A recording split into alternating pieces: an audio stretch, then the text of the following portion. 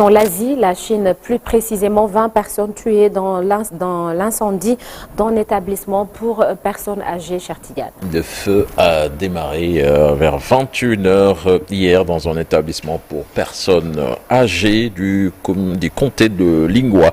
C'est dans la province du Hebei, au nord de la Chine, à environ 180 km de Pékin. Le bilan officiel donc fait état de 20 morts à 3 heures du matin. Les causes du départ du feu font l'objet d'une enquête selon Chine Nouvelle.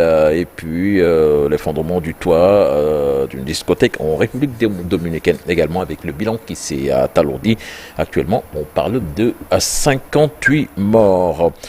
Droit de douane américain, Madagascar écope de l'un des taux les plus élevés du continent africain. Madagascar, qui, depuis ce matin, des fameux 47% de droits de douane imposés par les États-Unis, le taux de plus élevé après celui du Lesotho, taxé lui à 50%, Madagascar est à 47%.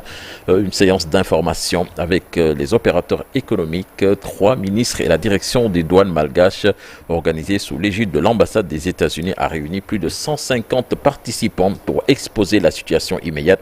Objectif décidé de la copie à présenter à la Maison-Blanche afin de trouver un compromis pour sauver, entre autres, les filières vanille et textile les plus lourdement impactées.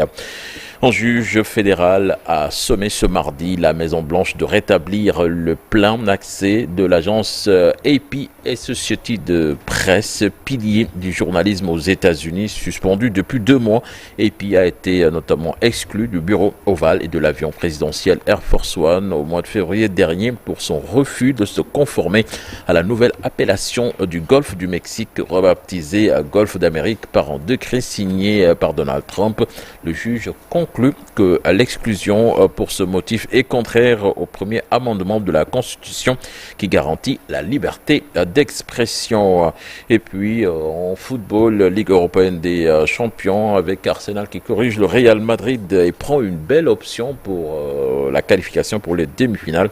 Le club anglais s'est imposé sur le score de 3-0 avec un doublé retentissant du milieu de terrain Declan Rice. Dans l'autre match, le Bayern de Munich s'est fait punir à domicile par l'Inter de Milan. Victoire des Italiens 2-1. Aujourd'hui, le FC Barcelone reçoit le Borussia Dortmund et le Paris Saint-Germain va recevoir les Anglais d'Aston Villa.